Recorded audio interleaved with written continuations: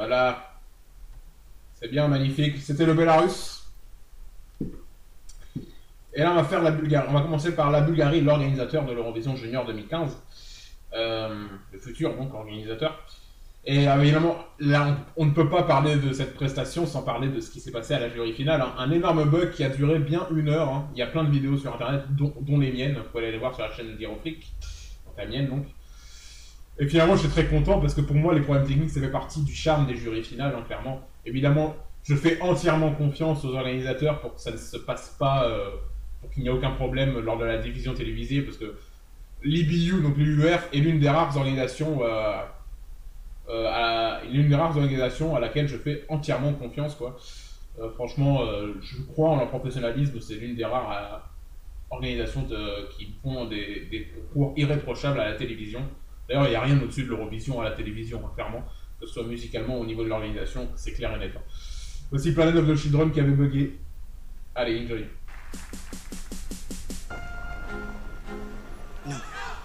Voilà, c'était la Bulgarie, Planet of the Children. Et vous voyez que sur le dernier plan, vous voyez que la scène est vraiment sombre, globalement. Alors peut-être qu'ils ont réduit la luminosité à cause du problème technique du jour précédent, je n'en sais rien. Ils ont voulu limiter les dégâts, peut-être. En fait, je vais ajouter un complément à ce que je disais sur le problème technique, parce que ça peut sembler, si vous avez bien écouté, si vous m'avez bien écouté au début, je disais qu'il n'y avait pas de problème en jury finale et qu'il y en avait quelques-uns en live show, même si je fais entièrement confiance. Alors je parle de la gravité des choses. Évidemment, en jury finale, il y a eu un bug, mais le bug c'était 1 heure où en fait il y a eu une panne de courant. Tout simplement, je ne l'ai pas expliqué ça. Il y a eu une panne de courant, un générateur qui a sauté. Enfin, qui n'a pas sauté, mais qui a sauté, clairement, et ils ont dû remettre de l'énergie, quoi. Donc ça a complètement sauté, l'électricité a sauté.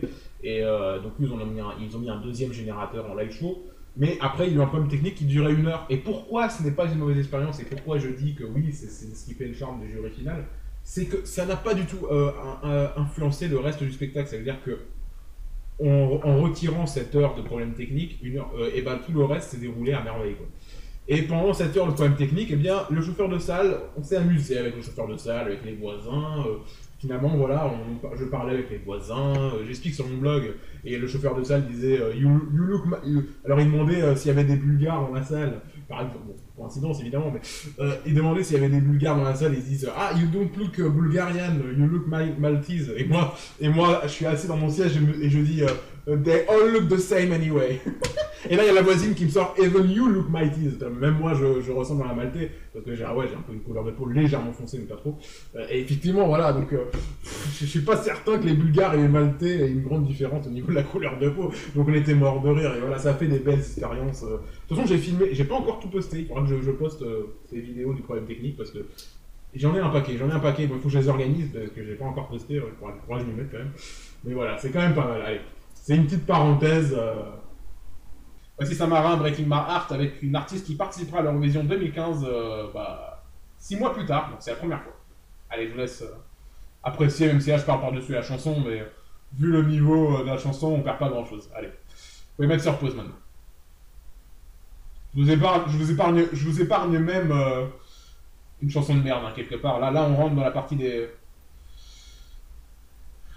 dans un long supplice de chansons de merde. Allez, je vous laisse écouter la chanson.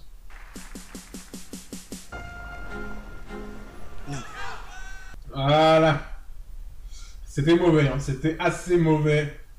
C'était assez mauvais. Mais vous voyez, il y a vraiment une ambiance concert, hein. Vous voyez, ce plan large. Beaucoup plus que dans les Eurovision Junior précédents. C'est l'un des points forts. Après, c'est un point fort sur place, mais à la version TV, ça rend pas si bien que ça. Hein. Déjà, même sur place, j'ai estimé que c'était pas le meilleur concours Eurovision Junior parce qu'il y avait trop de touristes. Là, entre la chanson numéro 3 et la chanson numéro 9, on a un enchaînement de mauvaises chansons. On aurait pu en retirer 4. Et voici Game Over par Josie, qui a composé elle-même sa chanson. Hein, c'est la seule de ce concours. Hein, parce qu'évidemment, depuis 2008, les chansons sont composées par les adultes. Et heureusement, hein, je pense que cette chanson, c'est une belle illustration du fait que l'Eurovision Junior, heureusement, a évolué et autorise désormais les adultes à composer des chansons.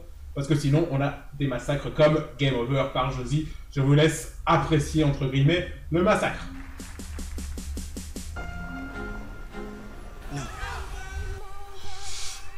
Ouch, ça fait mal.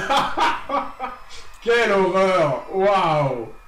Ah, moi sur place j'étais comme ça, j'étais face-palm quoi. J'ai mis ma main sur mon front, ma main sur mes yeux, un peu comme, vous voyez comme les images gif un peu. J'étais face-palm, j'étais en mode face-palm quoi, c'était affligeant quoi. Oh là là, je me suis dit, et sur place je me suis dit, this is so ending last. Et j'avais pas tort, ça a fini dernier du concours. Un spoiler, excusez-moi. Même derrière Chypre, hein, ce qui est un espoir, parce que Chypre qui va venir, c'est aussi une belle horreur. Eurotrash qui plaît aux gens qui n'ont pas de goût, hein, qui aiment la pop dance music pour les. La pop exigeante. Hein. Oh, regardez-moi sur ce plan large.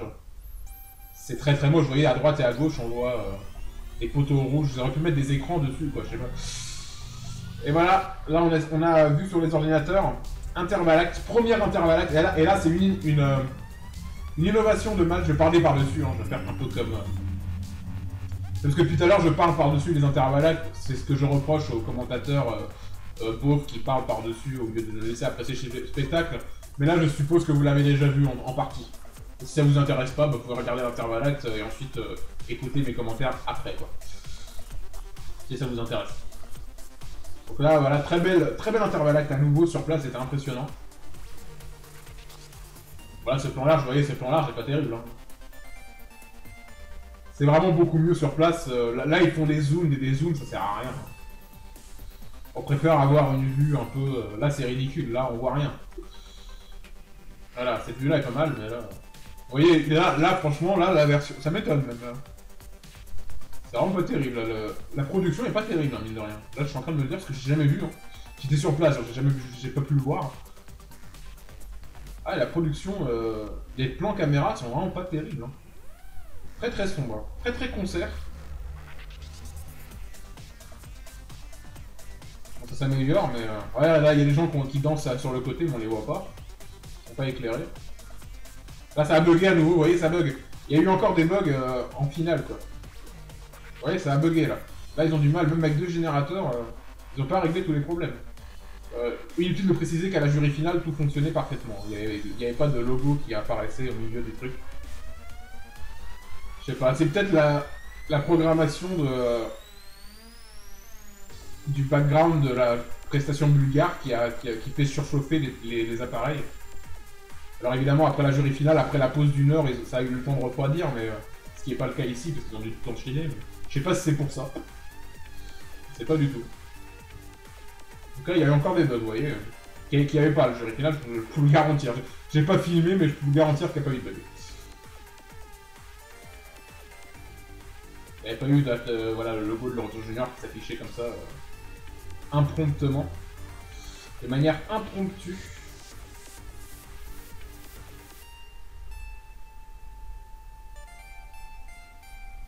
Voilà, c'est fini. C'était la première Intervalact, il y en aura plusieurs de ce genre, c'est l'un des points forts évidemment de l'Euroto Junior, qui fait à mon avis 75% de l'intérêt de l'Euroto Junior, ce sont les Intervalacts. Voilà, c'est des prestations de danse, mais ça reste pas mal. Vraiment, ils ont une bonne idée. Même si bon, Malte, c'est surtout pour mettre de la pub au milieu, mais c'est super intéressant. C'est ce qui fait 75% de l'intérêt de l'Euroto Junior, à mon avis.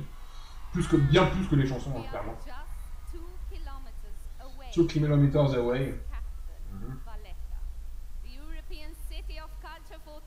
Elle dit qu'on a 2 km de la Valette, effectivement. 2 km. Attendez, je réfléchis dans ma tête, peut-être. Ouais, il y a des chances, les 2 km, je suis d'accord. À vol d'oiseau. Voilà, on la pub pour la Valette. Hein. Ouais, bon. D'ici à 2018, qui est l'année où la Valette sera captée de la vue. Vous avez le temps à Malte, c'est pas cher, il y a vraiment. Air Malta fait beaucoup de réductions, informez-vous. Il y a beaucoup de réductions, bon, souvent en hors saison, mais aussi en saison, et vraiment des billets vraiment pas chers. Si vous vous débrouillez bien, vous pouvez dégoter des billets à moins de 40 €. Bon, évidemment, c'est rare et c'est à des conditions précieuses, mais un aller-retour, vous pouvez vous en tirer pour moins de 200 €, ça c'est sûr. Mais même en pleine saison, un billet d'avion pour Malte, c'est vraiment pas cher en fait.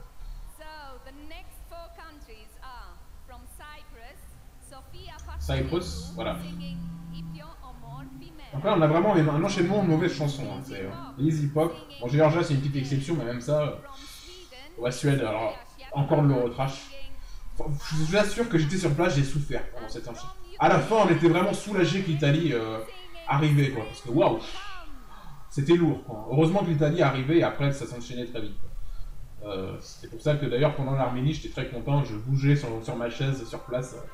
Là, voici la Red Tower, qui se trouve au nord de Malte. Voici ça, c'est Saint-Raulian.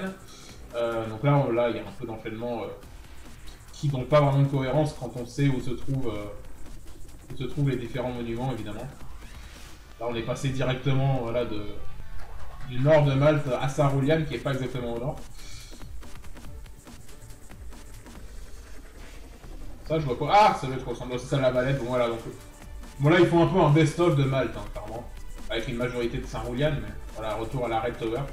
Red Tower, à la base, je devais m'y rendre, mais j'avais pas le temps. Je préférais aller à Popeye Village et aller marcher à la Magistral Park. Parce que c'est juste une tour, quoi. J'avais pas. Il faut faire un grand détour pour aller à Red Tower et ça prend beaucoup de temps pour une tour, finalement. Il y a peut-être une belle vue sur le reste, mais voilà. La belle vue, on l'a lu, là. Voici Chypre, une chanson de merde, hein, évidemment. Mettez vos pouces rouges, j'en ai rien à faire, c'est vraiment de la merde. Ça plaît aux gens qui aiment ABBA, donc c'est dans le même style. Clairement. Allez. Ah putain, à la fin, je n'ai pas applaudi. Sachez que sur place, je n'ai pas applaudi à la fin de cette chanson. Et Chypre d'ailleurs s'est retiré de l'Eurovision Junior 2015, heureusement. Parce que pour moi, des touristes... Pour moi, d'ailleurs, si je vais en Bulgarie... Voilà, la seule chanson que j'aurais vraiment envie d'huer, même si je ne le ferais pas par respect, évidemment, pour les artistes, même si, bon, respecter de l'Eurotrash, ça me gêne un peu. Mais moi, au moins, j'ai pas le manque de respect... je manque pas de respect à des légendes du rock, par exemple, comme l'avaient fait les gens à l'Eurovision 2013 quand ils ont hué la qualification de l'Arménie, alors que la chanson était composée par une légende du rock. Il faut arrêter, hein, achetez-vous une culture musicale, j'ai envie de dire. Pour moi, le foutage de gueule, il faut arrêter, quoi. Faut arrêter le foutage de gueule, on en a marre. Si vous êtes des touristes qui prenaient pas le concours junior au sérieux, bah abstenez-vous de participer, quoi. Tout simplement. C'est l'un des points forts de l'Eurovision Junior, c'est que vous n'êtes pas obligé, entre guillemets, de participer par tradition. Contrairement à l'Eurovision dit adulte, parce que ça ramène toujours des gens qui regarderont, et un peu, ça ramène toujours de l'argent et de l'intérêt. Donc abstenez-vous de participer, quoi. Je ne parle même pas du fait d'huer les chansons de la Russie, parce que là, ça dépasse l'entendement, hein, clairement. Évidemment, au junior, on n'a pas ce problème, hein, évidemment, parce que les gens, paradoxalement, entre guillemets, ils sont plus matures, mais ça ne m'étonne même pas, parce que c'est un peu pour ça que je suis allé sur place, hein, et que je n'irai sans doute jamais sur place à un Eurovision dit adulte, parce que, en tout cas, tant qu'il y aura, tant que le public fan d'Eurotrash qui agit des drapeaux sera autorisé en face de la scène, parce que ça gâche complètement tout. C'est la Géorgie, pays qui m'étonne beaucoup parce qu'on ne sait toujours pas quand est-ce qu'ils vont organiser le concours junior et pourtant on sait qu'ils en ont beaucoup, ils en ont très envie. En disant non, ce ne sera pas pour 2015. Allez.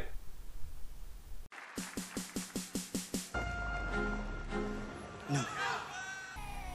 Quelques fausses notes, mais bon, c'est pas ça qu'on demande à une chanson.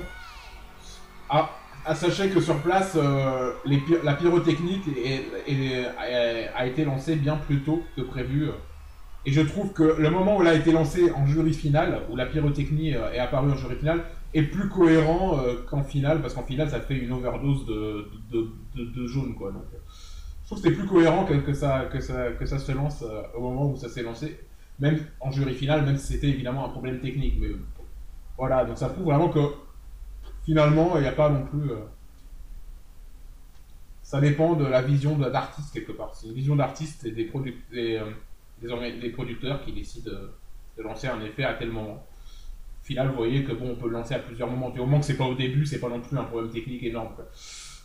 Finalement, s'il y avait la pyrotechnie au début, ça aurait été assez horrible. Voici Pays Innommable, avec Julia Machin, enfin, de l'Eurotrash. Allez, c'est parti, sans commentaire.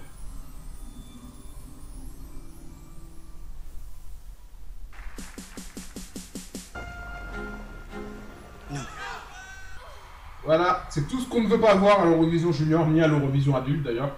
Sauf que là, à l'Eurovision Junior, ça ne pardonne pas la merde et est sous-noté à juste titre, heureusement. L'Eurovision Junior, c'est là qu'on voit la différence entre l'Eurovision Junior et l'Eurovision Adulte, c'est que l'Eurotrash n'a vraiment aucune chance de bien se casser. Et c'est tant mieux, hein. C'est aussi une des raisons pour laquelle je me suis permis de me rendre sur place cette année, donc l'année dernière plutôt à Malte. Et que j'irai sans doute cette année également en Bulgarie.